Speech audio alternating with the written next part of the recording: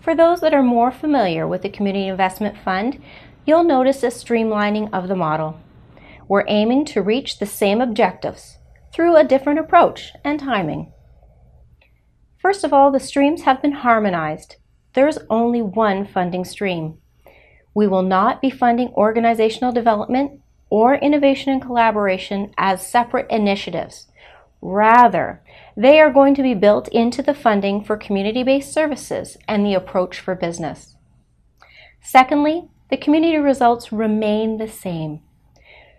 Community health, economic independence, housing stability, and social inclusion are being used, but with increased focus in any given funding year.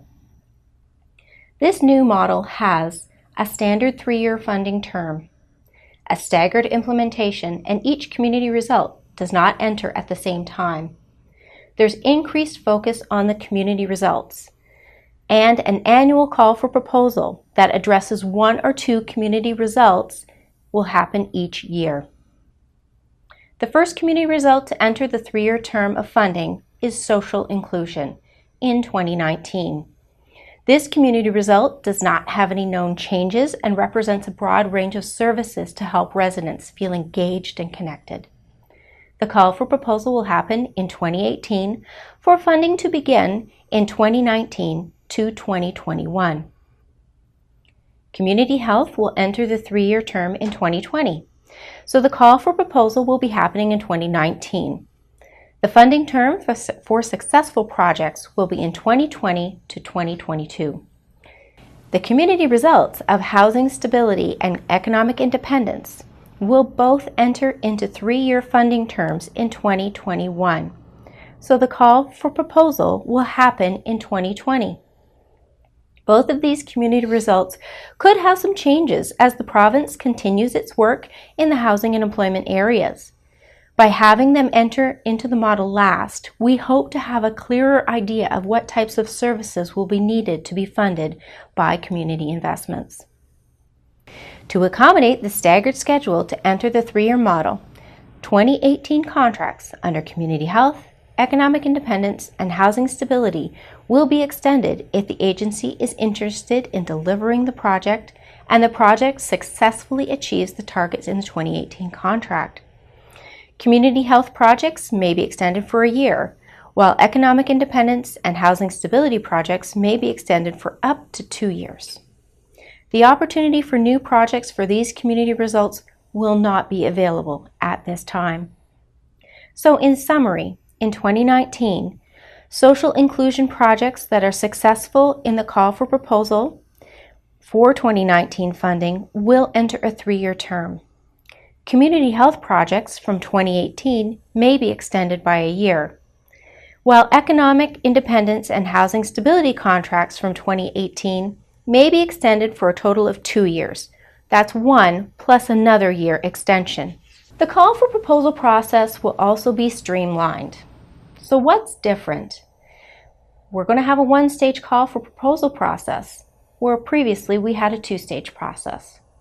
The call documents will be tailored to each community result or results that is entering the 3-year term model.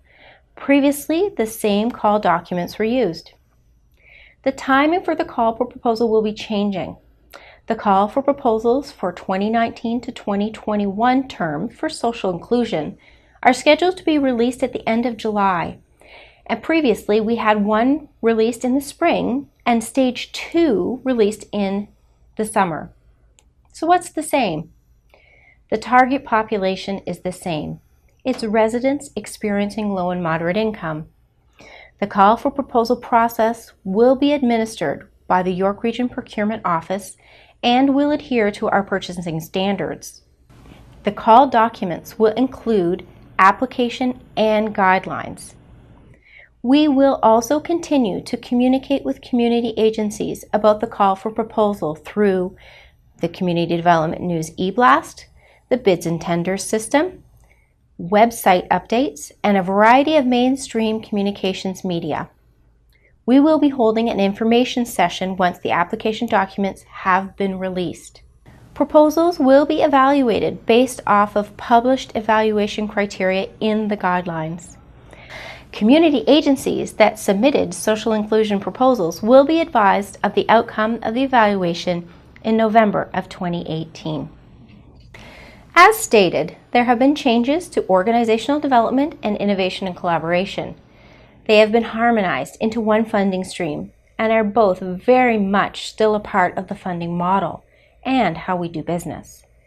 Organizational development funding is still considered for funding for agencies to help strengthen the agency so they are better able to serve York Region residents.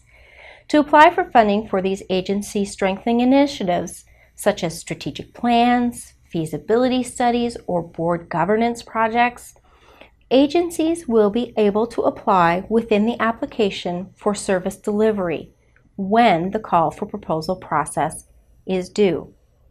For example, if an agency is applying for a project for social inclusion, they can include an initiative for organizational development within the application.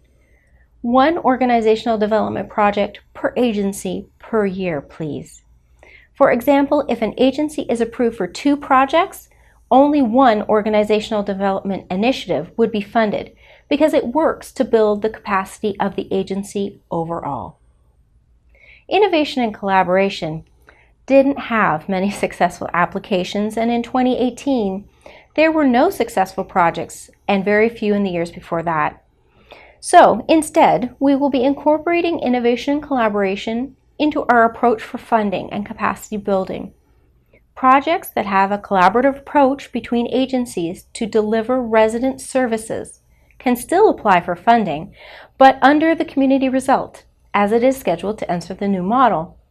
There will be a section in the application to communicate about partnerships and showing how you work together. Partnering agencies have a successful outcome for residents. The professional development initiatives that are offered by York Region will have a fresh outlook while maintaining the valuable content.